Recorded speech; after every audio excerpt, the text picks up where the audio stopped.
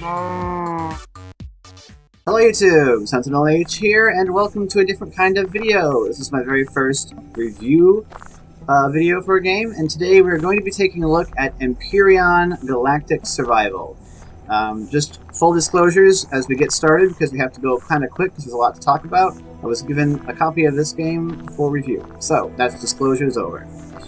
So let's start talking about this thing, because there's a lot to talk about, and I don't want to make this video like half an hour long. So, what is Empyrion Galactic Survival? This is a voxel-based survival crafting game on alien planets. You can make spaceships, ground vehicles, bases, capital ships. You can leave the planet and go into space. You can mine asteroids, all that kind of stuff. So it's a pretty standard formula by now. There are tons of these games out there, but they're quite popular. So, you know, it's never bad to see another one. So that's what kind of game this is. So now let's start talking about some of the individual systems in the game. First of all, the survival elements. How survival focused is this game? I want to say this game is mostly survival focused. The game is focused heavily on survival elements. If we look at the bottom left, we can see our HUD. Oh, it's starting to get dark. Well, now you can see what the day-night looks like. The darkness basically just sweeps over the plane. It's not a smooth transition, but it's pre-alpha. What do you expect? We do have our health, physical health. We do have our food meter, which we need to eat food to raise. I know, crazy. Then we have oxygen. So the main survival elements are food and oxygen. Those are the two resources that you need in order to stay alive. There is no thirst. You don't have to drink water, although there is water out there and you can collect water. It's used in food crafting recipes rather than actually being able to drink it. So I want to compare this game to Space Engineers during this review, mostly because it's they use very similar systems. You know, this is a block building game like Minecraft. It's set in space, so it's like Space Engineers. However, unlike Space Engineers, which puts most of its emphasis on the building of ships and creating cool solutions to problems and engineering, this game focuses mainly on the survival elements. This is a survival game first, and a building game second, in my opinion. So that's basically it for survival elements. You will have access to various kinds of food. If I open my inventory with I, that's interesting. The player mode is different. I think they added character customization. You start the game with some emergency rations. You can also craft other food types, but I can't because you have to have a base first. I don't have a base built because, as we'll talk about later, the game is quite slow-paced. However, we can find various plants that we can pick, and as long as you place them in a refrigerator block, which is what I have right here, they do not spoil. All food items have perish time, which is in minutes, I believe. You can see here this cactus spores have a 10-minute perish time. These aloe vera have a 1-minute perish time. That one has a 4-minute perish time. However, because these are in the fridge, they will not perish. You can pick a lot of the stuff. I don't have a flashlight. Yes, I do. You don't have a flashlight built into your suit, but you do have a flashlight icon. The nights are about this dark. They don't get any darker than this. You can walk around, and the lighting's a bit wonky at the moment still, but you can find plants that you can harvest. Now, at the moment, it's a little bit difficult to tell what you can pick and what you can't, because there's a lot of this kind of brushy grass that you can't actually pick. However, I can go over here and I can pick this sugarcane. And you can harvest other plants. Some plants, like sugarcane, disappear when you pick them. I believe this plant does the same thing. However, other things, such as these big, weird alien things right here, when you harvest them, they just change color. They don't actually go away. So that's the kind of stuff we have. You can harvest things off the ground, and that's okay. It's kind of cool. Now, if I open this, you can also farm food. So once you have a base built or a capital ship, you can place down growing plots. You can use grow lights to grow the food, and you can farm for food. Okay, so that's in the game as well currently. So you can harvest to survive, forage, and you can also grow food once you get built up a bit. So that's the survival elements. Pretty standard, pretty cool. You also start the game with a jetpack, which you can turn on, and now it also has you can hit V to go into a third-person mode, and you can see the animations need a little bit of work as far as the jetpack goes, but it's pre-alpha. Okay, so now the building system. As we can see, the building system, it is block-based. You can see I have these hull blocks, I have thruster blocks, I have a fridge block. I have cargo blocks. This right here is the constructor, which you use to make the blocks. And here's an oxygen thing. This is how you refill your oxygen. And so you can see this whole ship is made out of various blocks that you craft. We have oxygen tanks. We have fuel tanks to store the fuel for our vehicle. Our oxygen tanks, they store the oxygen. And that's basically it. That's how the building system works. Now, let's talk a little bit more in depth about the building system because it is a bit interesting. You can't just build things anywhere in the world. You have to have a base block. If I open the constructor and I pop over here to the building blocks tab, there are currently two different types of starters that I have available to me. I imagine the other starters you might need a base-sized constructor to be able to build. So the base starter block is what you will place in the world on the ground if you want to build a base. Once you place it, it places 8 blocks that you can then start building onto. The same with the ground vessel starter. When I went to build this, I crafted the ground vessel starter, I placed it down. It places a central block, which is the core of your vehicle, and surrounds it with 8 of these hull blocks, and then you can just build off of that. I kind of wish it wasn't nighttime at the moment, but I have no way of skipping it. And that's how that works. Alright?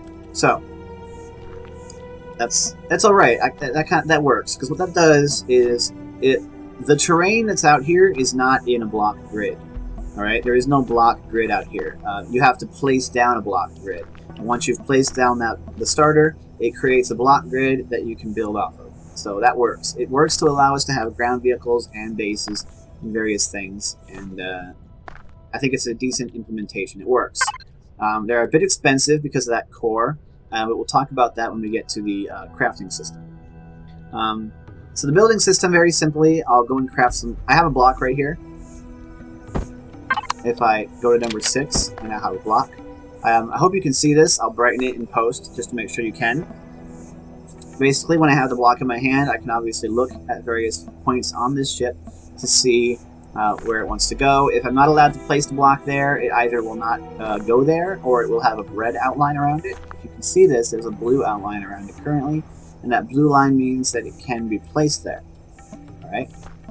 If it turns red, it means we can't put it there. Like right there. We can't put it right there. But we can put it all over here. Now, these are the small, I guess you could call them small ship blocks, to reference space engineers as well, because that's the thing I'm familiar with most. This is the small size of block used for these ground vehicles and also used for small spaceships.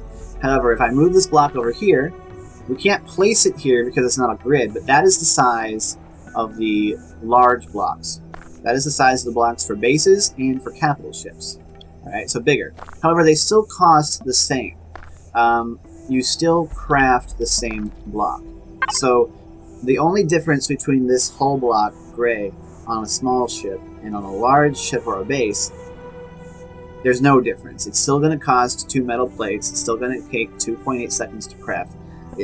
They're the same block. They're just larger when they're on a base and smaller when they're on this ground vehicle. Right? And you've got a small selection of hull blocks. There's not currently a large selection of hull blocks for these, although once you get a large constructor that you can put in a base and a cap ship, you do get a bit of more of a selection as far as that goes. All right? You are limited to what you can craft on this small constructor. Pop my flashlight out again. So that's the building system. You just grab the blocks, you place them down. In order to make the basic ground vehicle that you see here, it needs to have a hover engine underneath it. It has this core. You can place this is the first cockpit you'll be able to craft. You place this down. You need to have... One thing I do think about this game is that the sound effects can get just a little bit annoying. Even though I have the volume of the game turned quite low, the sound effects end up quite loud. You need to have at least one of these fuel tanks, and then you need to have a generator, which I have in the middle. This block here is the generator. You also need to have this RCS system, and then you need to have some thrusters. And just like space engineers, if you don't have a thruster in a certain direction, then you will not be able to thrust in that direction, and the ship won't be able to stop if it's pointed in that direction. However, this game does not have like an automatic kinetic dampening system, so if you want to stop your ship, you just have to hit your S, because it's WASD, to drive. And now we'll just hop into this ground vehicle right here. It's got a flashlight built in, spotlight on the front, so I'll turn that on and we'll drive this around a little bit. It's currently got 37.9 minutes of fuel. It's only using 4%. Now the thing is, I think it's shift. Okay, there is a boost system on these. If you look in the bottom right, we have a booster that you can get some speed up in case you want to make a jump, launch yourself off in the place. So the driving of this vehicle, it feels quite nice. It's only got one thruster in each direction, so it feels a little bit floaty, but it is a hover vehicle. You can move this vehicle up and down. If I hold space, it will hover higher, and if I use C, which is the crouch button, it will hover lower. So you need to remember that, because when you hop out, it will stay at whatever height it was at. And these things can navigate up even relatively steep hills, like this hill over here. So when you craft yourself a ground vehicle in this game, it's a hover vehicle, so it can go quite. It's got quite a good maneuverability on the terrain. It's quite cool. It works quite well. Your view is not locked. If you hold Alt, you can look left and right, just like Space Engineers. As soon as you let go of Alt, it does snap your view forward again. So let's just descend with C. And we will hop out with T. The keyboard shortcuts in this game are basically identical to the ones in Space Engineers, which I think is actually a good idea, because a lot of people that are into this genre probably have already been playing it, which means it'll be easy for you if you go from Space Engineers to this game, because the building system is identical and the keyboard shortcuts are largely the same. I just want to mention, I didn't mention this when I talked about survival elements, but the way you get water and oxygen is you place this thing, the oxygen generator, which, I don't know, it kind of looks like a motor from like modern times. We get some oxygen bottles, and we can swap those into the oxygen tanks on this vehicle. There are tanks for everything, fuel tanks, oxygen tanks. That's what holds the actual consumable items. Need to put some more fuel in here. So that's how that works. That's how the vehicles work. I haven't made a spaceship, and I did make a base, but the game deleted that save, and I don't want to have to go through the headache and the hours it took to build it. So let's set this to build a couple more of these. You get two at once, just so that I can not run out of fuel. And now let's talk a little bit about combat in this game. The combat system currently in the game is very rudimentary, but it does work. You do start the game with a simple pistol. You can, however, craft other weapons. If I come back over here to the constructor, everything crafts in the constructor. You can't craft anything without it. If I go over here to weapons and tools, currently we have a selection of assault rifle and shotgun. However, once you get a large constructor at a base, it opens up all the vehicle weapons, as well as a lot of high-end laser weapons, which are very expensive. So we could craft ourselves a shotgun, so let's just get that crafting, and then I'll get some metal pieces out of the components section, and then we will have it craft us some shotgun ammo, just to show you what that's like. It's going to take a while. Things take a long time to craft in this game, so now let's talk about we'll talk about the crafting system in a moment. First of all, let's find something to shoot. That may be easier said than done, as it's nighttime, but we'll jump into this vehicle and we'll boat over to where I know there are some creatures, because we had just seen some at the top of this hill. And we will go, and I've got to hit space to go up, because I'm actually running on the ground right now. We'll find some of these passive creatures. There are both passive and aggressive creatures currently in the game, just like you would expect. Why am I turning to the left uncontrollably? Long game. Alright, you see down there, that's my hover engine. That automatically places as part of the core. So, there's a big bad guy over there. So there's like a golem over there. He's a big guy. I don't want to mess with him. However, let's go over here, and we've got these little guys who are passive. and we can farm these guys for, you can hunt them for food. So it's a very simple system. Once you start shooting a creature, it turns hostile. Oh, there is no auto reload. You have to reload manually. And there are currently no reload animations in the game. I hit R. I'm reloading right now, but you can't tell because there's no reload animation. Once you kill an enemy, this is a desert worm, for example, you can hit T on their corpse to loot them. You can take their stuff, usually meat, alien parts, teeth. After a while, their bodies will despawn. They do persist for a little while, and that's how that works. Now, if we check our constructor, we can see our shotgun is finished. Put that down there. Grab our shotgun shells. Even the bullets take a while to craft. 35 seconds for 5 shotgun shells is quite a lot of time, I think. But we'll load it. Again, there's no reload animations. This is pre-alpha, so it's not that big of a deal. Shotgun takes a while to load, but it's a shotgun. I would expect it to. Let's go find another enemy. Well, another creature that we can mercilessly slaughter because they're not going to attack us. Oh yeah, I have my jetpack on. When you have your jetpack on, you can't sprint. I wonder why I wasn't sprinting. We don't want to mess with that golem over there. Why are these enemies? Where do these guys go? You know what? Screw it. Let's mess with this guy.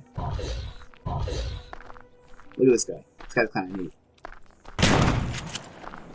Shotgun's got kind of a slow fire rate. I'm probably not... Oh, I killed him. Alright, so shotgun quite effective. I had to use my 5 bullets, but it did work. He has promethium ore in him, as well as crushed stone. Both of those are necessary resources. So as you can see, the combat system is basic, but it does work. You can get resources that way. And harvesting enemies for creatures for meat can be a way to keep yourself alive. Eating them raw is possible, but not recommended. But you can do it. So that's combat. Very simple combat system currently in the game. Nothing crazy to write home about, but it's functional. Hitting V to go into this mode might make it easier to drive these hover vehicles. Okay, so crafting. This is the big thing that annoys me about this game. Alright, I'll get that right out of the way. The crafting system in this game, I don't enjoy personally. You might, but I don't. Okay, so the crafting is done in the constructor. So just like Space Engineers, you need to have the constructor powered in order to craft anything. That's not itself a huge problem because I am used to that from Space Engineers. However, the problem I have with the crafting system in this game is that it seems to me a bit tedious. So let's figure out what we have to do in order to craft something. Let's say we wanted to make a base, so we need to craft 8 hull blocks and a core. The hull blocks aren't a problem. 2 metal plates each. If we go to the components tab here, there's 4 tabs. There's weapons and items, there's building blocks, there's components, and then there's devices. And these are the machines, various components of the ships, and other things. So if I go to components, I need metal plates. I click on it. It uses 5 of my iron ingots, which are down here in the inventory, and crafts, like it says, 10 of them, and it takes 7 seconds. Now it's down there in the constructor's inventory. Now I can go back over here, and I can queue up 8 hull blocks. I probably don't have enough metal plates to do that. However, now notice, it doesn't matter what I do, I can click on this button as much as I want. I have not found any way to cancel an item once it's in the construction queue. As far as I know, once it's being built, you can't cancel it. Which could be a problem if you accidentally queued up too many items. That you didn't want to queue up that many. Like for instance, I have a hull block over here. I don't need that last hull block, but I can't cancel it. Alright, so now there's 8 hull blocks in there. Now I need a core. So let's try and craft ourselves a core. If we go over here to our devices tab, this is where all of the stuff is. And this is another thing I don't like. You can only see 2 rows at once. This whole constructor GUI, in my opinion, could be larger. It could take up more of the space on the screen, or at the very least, let me see more templates at once, because there's a lot of them. Not a ton of them currently, because I don't have the large constructor yet. But I don't quite like that I can only see 2 rows. But anyway, it's a little bit nitpicky, but I don't like that. Here's the core block. Notice these little dots above everything. This, I will give them credit for this. I do like this because red is for... It lets you know, the dot lets you know what you can put it on. Red and yellow objects can only be placed on bases and capital ships, and then the green and blue can only be placed on ground vehicles or small spaceships. They usually overlap. Usually you'll have red and yellow or green and blue, but there are some things you can only put on blue, like these ones down here. And I imagine there are some things you can only put on green, and some things you can only put on red, and some things you can put on yellow. So let's try and craft the core. This core can be used on all of them because it's a component for each one. If we look at the right, we can see what we need. Input items, 5 metal components, 4 electronics, 5 computers, and 3 cables. And that will get us a core. The core itself will take 28 seconds to craft, but that's once we have all of the items. Okay? So let's try and craft this now. We can't really go down the list. If we click on components, this is where we craft everything. Here are the electronics. They take 1 copper and 1 silicon. They each take 7 seconds. However, if we go down here a little bit further, we have these 4 components at the bottom. The computer, the motor, the capacitor, and the reactor. These are what I'm going to call Tier 2 components, because if you look, we need to craft 5 of these computers to craft our core. However, the computers also require some of these components. This is where things start to take a very long time to craft, because this computer, for instance, takes 2 cables and 2 electronics. Well, let's craft those. We already have 1 cable, but we need 2. The cables craft in lots of 2, and they only take 4.5 seconds to craft, so we wait 4.5 seconds. Now we have our cables. Now let's craft 2 of these electronics. Each one takes 7 seconds. Actually, we're going to run out of copper, I think. Probably going to run out of copper before we can finish this. But it'll give you a demonstration of the crafting system. So now I can craft 1 computer. The computer takes much longer to craft. It takes 14 seconds. So it's 7 seconds per component here, mostly, and then another 14 seconds to craft this thing. Now notice that I have to do this all manually. If I go over here and I click on the core, it won't queue it up because I don't have the resources. It also will not queue up automatically the components required to build it. You have to do this manually. So we currently have 1 of our computers. Actually, according to this, we have all 5 of the computers that we need. We already have computers. Yes, we did. We already had 5 computers, which is good. Otherwise, this would take forever. Now we need 4 electronics and 3 cables. So I need to queue up 1 watt of cable and then 1, 2, 3, 4 electronics. But you can see, if you have to craft a lot of items that require these things down here, it starts to take a very long time to craft them, because these take a long time to craft, these take time to craft, and when you add it all together, the fastest you can craft something is 4.2 seconds. Most things take 7 seconds on the Tier 1. Tier 2, 14 seconds. If they ever add Tier 3 items, they would end up costing 21 seconds. But look, this reactor core is itself a Tier 3 crafting component, because it requires computers and motors, which are Tier 2 crafting components, and like I said, it takes 21 seconds. So we have 3 Tier 2 crafting components, we have 1 Tier 3 crafting component, the reactor core, which takes a very long time to craft, and then when you have to actually put it in a generator, it takes 70 seconds. You have to wait over a minute for this thing to craft, once you have all the components. Now let's craft a core. It'll take 28 seconds, which isn't all that bad. 28 seconds to wait for the core. The problem is that while you're waiting for stuff like this, there's really nothing else to do, unless you have a vehicle like I do, right here. Because I have this vehicle, while I'm waiting for that to craft, I could hop in my vehicle. Since I know I'm going to run out of copper soon, I could try jetting up to this copper deposit at the top of this mountain. Now, the markers that tell you where the deposits are, they do appear on your map as you explore. When you get within a certain distance of them, they will automatically appear. I guess your suit has some sort of mineral scanner built into it. It's very useful. Otherwise, I don't know how you'd find anything. A ground vehicle can make it up this very steep hill. This is actually a difficult hill to get up normally, but because you have a jetpack, you can make it up. So let's head up here. And now we'll set ourselves down. So once you have a ground vehicle like this, you can jet around. If I come down here, here's the copper deposit. So while that crafts, it's probably already done, but just to illustrate, this is how you mine. So you have this drill. This is another thing I don't quite like about the game. You have this drill. It's a laser drill. It requires ammo if you look in the button, right?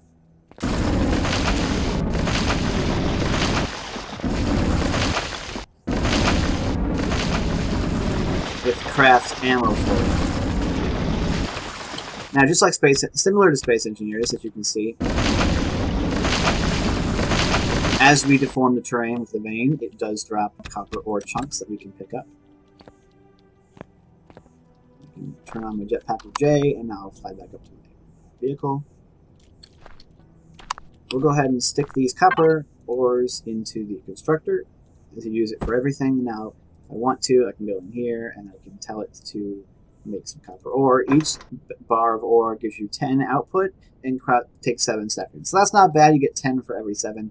But it does take 5 copper ore to make each 10 bars. Now, I have my core, so if I come over here, I can now craft my base starter, which requires 35 seconds. This is why I don't like the crafting system. I think the crafting system is a little tedious. The fact that it forces you to manually click on each one of these components rather than queuing them up for you if you have enough resources and you click on the actual device. And the fact that it ends up taking a very long time.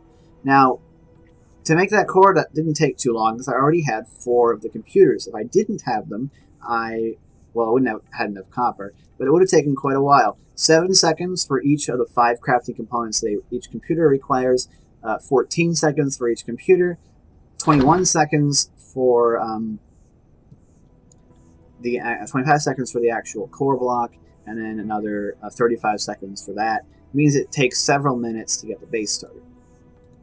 Okay, so let's grab this vehicle, and we're going to jet back over here to where our water thing is. These ground vehicles can get quite a bit of air, because they are a hover vehicle, you don't actually have to worry about it. Now, let's demonstrate placing down a base starter.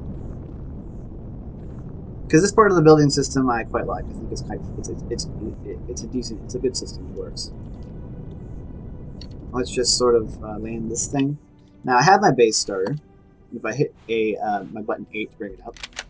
Now, this is showing you the 3x3 block area that the base is going to sit on. And now it's currently red. That's because the entire area underneath it needs to be flat. So this ground is not flat. So if I wanted to create some flat ground, I have in my inventory a filler and flattening tool that I can use to build the ground up, and that I can use to flatten the ground down. As you build it up, it starts to take on a different appearance, which I think is kind of neat. But you do have to do it on a per voxel basis. It can be a little annoying to try and get the area flattened for your construction here. But if I hold down the right mouse button, I can flatten all of this down.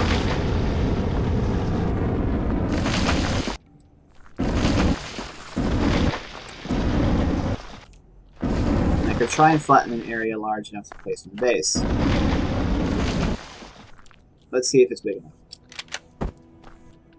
Yeah, oh, there we go, it turned blue. Okay, so this means I can actually place the base right here. Boop. Now I have a base. Actually, these blocks are much larger than I thought they were. So, now we have our base. We have our base blocks. It starts giving you hints, because I have hints turned on. Here's the core. This is an important part of our base structure. If this core gets destroyed, this base will no longer belong to us, which is a problem if it has weapons on it for defense. This is basically what you need to protect, most of all. Now if I grab my hull block that I had on my 6, I can place it here, and it'll go onto the base. And then you build stuff onto the base. So that's how that works.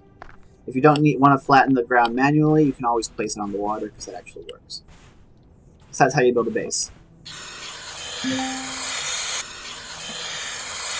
Now it wants me to place the power generator on the base. So here's our first big thing now. Let's see if we can build a power generator for the base. I already have the reactor, so let's and the capacitor that it needs. So this should go pretty quick. This is the small generator that I need to place on my base. It needs 12 metal components and 2 capacitor devices. I only have 1 capacitor device, which means I have to go back to components, go to capacitor device, and see what it needs. 3 electronics and 3 cables. Let's craft 2. I think we need to craft it 2. This is going to take 21 seconds, so this whole thing here is going to take, I think that means 30 seconds to craft these. And then once we have them, it'll take another 14 seconds to craft the capacitor, so that's 45 seconds. We're going to need to craft another one of those. Actually, we don't, because we have one already. Then we need to craft 2 computers. Let's wait for this. There's our capacitor. Now we need computers. We need a control device. That'll craft later. Once we have that, we'll be able to craft the first computer. Then we'll need to queue up some other stuff to make our second computer. So you can see, the crafting system is slow. And in my opinion, it's tedious. What I want to be able to do is I want to be able to click on this computer and I want it to queue everything up. I don't want to have to go in and queue all this stuff up by myself. It might seem nitpicky, but Space Engineers, for example, has that. And since this game is competing with Space Engineers because it's in the same genre and it's a very similar game, I really think the game needs that. I also think that currently the craft times are just too long. It takes a very long time to craft anything. And that can be a problem because all the time that you're waiting to craft, your food and oxygen is going down. So you're having to craft more fuel, which means you're having to go mine more promethium. This is the resource that the fuel cells craft from. So this is the main complaint I have with the game. I find the crafting system to be way too slow and way too tedious. That's the main complaint. Where's my computer? No, I just crafted a second computer. Okay, so it looks like the game ate my computer, because I already had one and then I crafted another one. But anyway, that's annoying. Let's talk about something else that I find annoying. And I think it's a very strange decision to go this direction. So this is the remove and repair tool. You don't start with this when you start the game. You have to craft it, which means when you first start the game, you cannot repair anything, and you can't remove anything. If I hold the right mouse button on this, it will repair this block. It doesn't have an animation. I'd like it if it did. That's not the main complaint. The main complaint is what happens when you take a block off. So let me demolish this whole block. Okay, if we recall, a whole block is crafted with 2 metal plates. I have to left click on this block until it breaks. Notice I did not get the actual block in my inventory. I got the 2 metal plates. I don't like this. Anytime you break down a block, you do not get that block. You get the crafting components, which means you have to load them back into the constructor and recraft it. That's not such a bad thing. That's not such a big deal when it comes to hull blocks. But when it comes to a reactor, that can take a lot of time. It also means, for instance, that I couldn't disassemble this vehicle and then reassemble it. I need the constructor, alright, in order to reassemble any blocks. So that's a weird decision. I don't like it. That's just my opinion, but this is what this is about. I do not like that. If I break a block with this tool, I want to get the actual block in my inventory, because it means that if you accidentally place a block in the wrong spot, especially if it's something that takes a while to craft, you're out of luck. You have to spend the time to break it, because the more complex a block is, the longer it takes to break this thing. Then you have to shove it all into a constructor, wait for it to recraft, and then you can place it back down.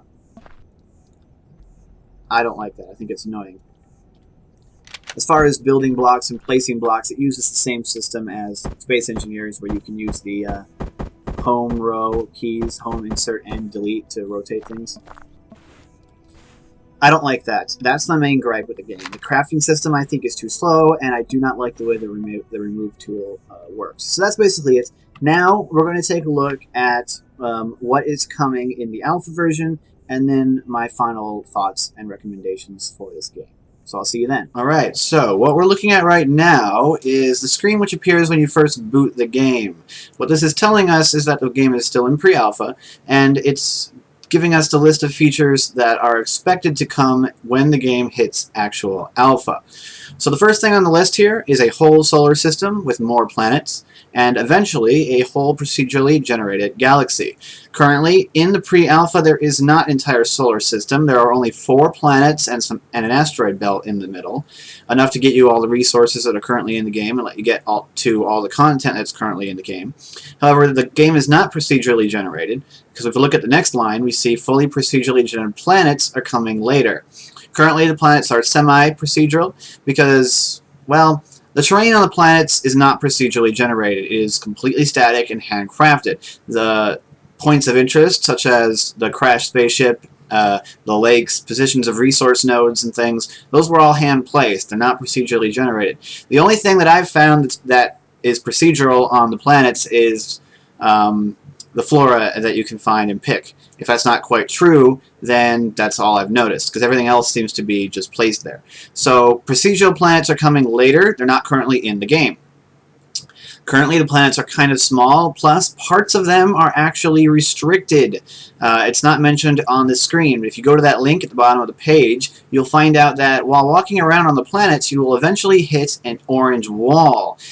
There are walls keeping you from exploring the poles of the planets, because the way the game works is that once you land on a planet, the game shifts from the planetary, the space play space to the planet play space, which is a flat play space. The game maps the flat play space onto the circular planet to determine where around the planet you should emerge from when you leave the atmosphere. And because it's difficult to do that at the poles, they currently have those roped off. So that's a bit weird. If you're exploring the planet, you will eventually run into not an invisible wall, a visible wall that you can't go past. There is currently limited functionality multiplayer in the pre-alpha. Basically, you can connect to someone via their IP, and you can join their single-player world. So you can make a single-player world, you can build yourself up, and you can have a friend join in, and you can run around and do stuff. However, one of the big multiplayer restrictions right now is that if you are trying to leave the planet in a spaceship, you can't do that if there's still someone on the planet. Every single person in the multiplayer instance needs to be in that ship, in a passenger seat, on that vehicle, before the play space will change and allow you to go from the planetary play space into the space play space. Okay? So that's quite a big restriction currently. So if you were looking to play this game in multiplayer, maybe wait. In the alpha, they are looking to not have those restrictions anymore and to have dedicated servers and full support for PvP.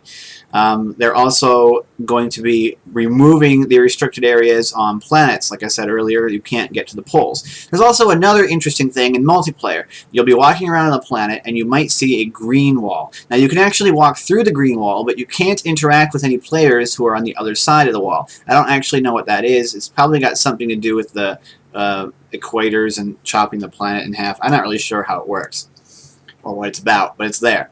However, this last entry on the list is what worries me when it says a higher price and gives us a winky face. The game currently costs almost $20 for the pre-alpha, which I think is too high already.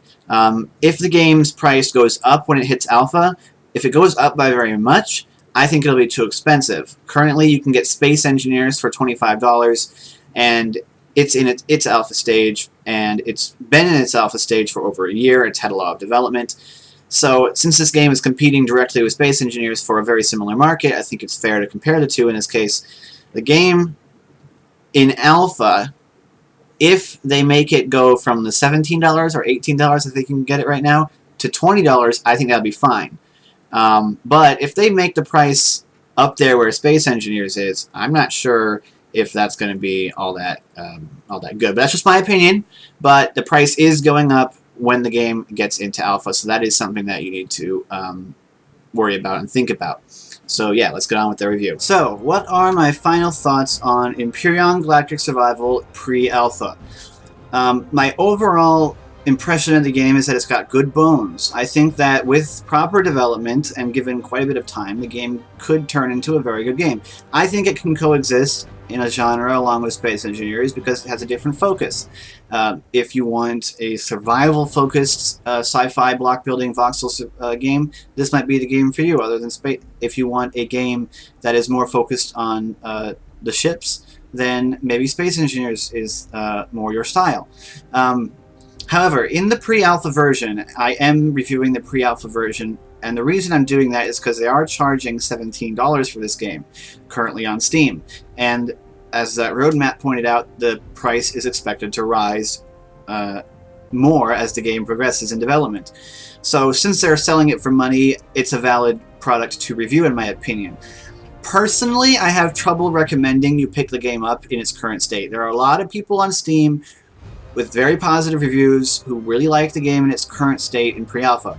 Personally think that it needs to have more content. Some of those restrictions need to be lifted, and I think the crafting system needs to be rebalanced. It needs to be sped up because it's just glacial, especially in the very beginning of the game.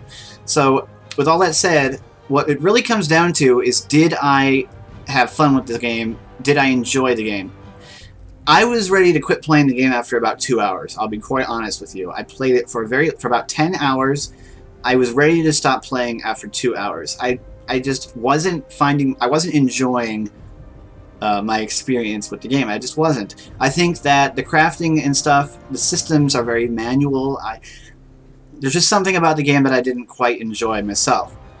So I don't recommend that you pick up the game in pre-alpha. I would personally counsel patience and follow the development and see where it goes. That's what I'm going to be doing. When the game reaches alpha, we'll do another review. In the meantime, if you'd like to see me play this game, if you'd like to see a let's play of it, let me know in the comments and leave a like on this video. If this video hits 20 likes, I will do I will start up a let's play series and we'll play this game for a couple of episodes. And if the likes can keep the likes going, then I'll know that you like the series and we'll keep running it. So with all that said, I think Empyrion Galactic Survival has the potential to be a very good game. I think it's off to a great start, but I personally would recommend waiting until the game is out of pre-alpha and into alpha before you pick it up. That is my final verdict on Empyrion Galactic Survival's pre-alpha version.